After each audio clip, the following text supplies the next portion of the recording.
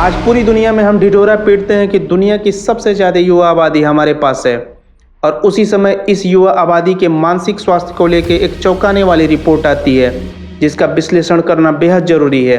पूरी रिपोर्ट बताते हैं उससे पहले यदि आप मेरे चैनल को सब्सक्राइब नहीं किए तो सब्सक्राइब कर लीजिए और फॉलो का बटन भी दबा दीजिए।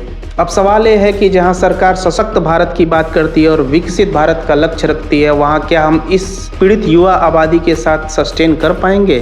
स्वस्थ रहना हमारी स्वाभाविक स्थिति होनी चाहिए, पर आज के परिवेश में अधिकांश लोगों के लिए यह संभव नहीं हो पा रहा है। शारीरिक रोगों को तो हम आसानी से पहचान लेते हैं, लेकिन मानसिक रोगों का पता लगाना बेहद कठिन है।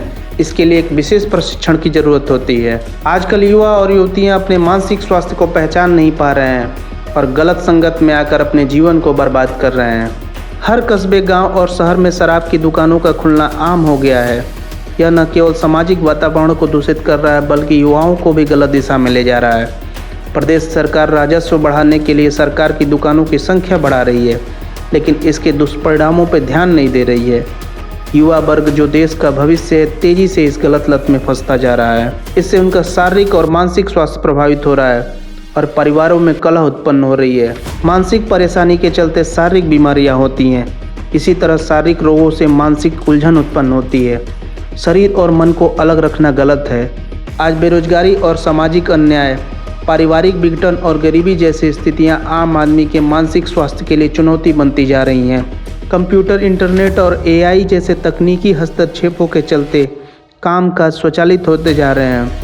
स्मार्टफोन जैसे उपकरणों के नए नए मॉडल शान शौकत के प्रतीक होते जा रहे हैं। ऐसे उपकरणों के न होने से आम आदमी की हैसियत कम आंकी जाती है, जो मानसिक रोगों का एक विशेष कारण बन रहा है। वैश्विक स्तरों पर हुए स्वास्थ्य सर्वेक्षणों में एंजाइटी, फोबिया, बाइपोलर डिसऑर्डर आदि मनोरोगों से ग्रस्त लोगों की निरंतर संख्या बढ़ रही है।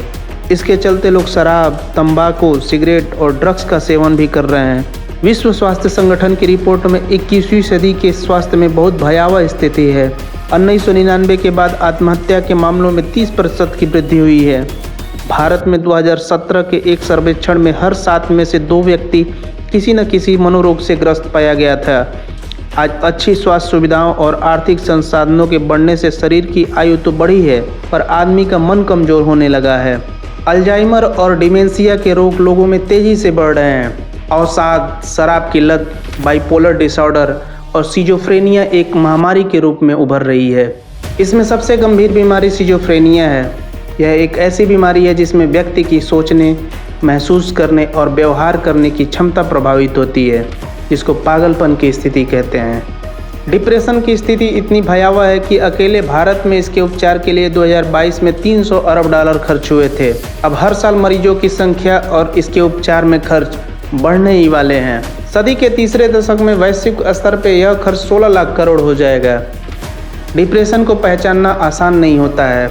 यदि आप डिप्रेशन में हैं तो आपका किसी भी काम को करने में मन नहीं लगेगा, हर वक्त उदास रहेंगे, आप किसी चीज़ को एंजॉय नहीं करेंगे, आपका बॉडी लैंग्वेज बदला रहेगा, आप लोगों से कम बात करेंगे, आप लोगों से मिलने से कतराएंगे, अंधेरे में रहना चाहेंगे। इस रिपोर्ट के अनुसार भारत में लगभग 13 करोड़ लोग मानसिक रोगों से पीड़ित हैं और 1 करोड़ लोग गंभीर मानसिक रोगी हैं। लेकिन वर्तमान समय में 1 लाख लोगों पर एक मानसिक चिकित्सक भी नहीं है। सांसारिक सुख का भोग करना सबको प्रिय है। बाजार, विज्ञापन, इंटरनेट ने सुख को उपभोग से जोड़कर आग में घी डालने का काम किया है। अब हम अपनी सफलता, विकास और सुख को देखने के आदी हो गए हैं, परंतु उपभोग की वस्तुओं को एकत्र करने के बावजूद भी हम तनाव, चिंता, अकेलेपन, दबाव, असंतुष्टि और कुंठा जैसी समस्याओं से मुक्त नहीं हो पा रहे हैं। बड़े बूढ़े आज भी संतुलित जीवन जीने की हिदायत देते हैं। इसलिए आज इस बात को सोचने की ज़रूरत है कि इस चकाचौंध भरी दुनिया में हम कहीं अपने मानसिक स्वास्थ्य का गला तो नहीं घोट रहे हैं। धन्यवाद।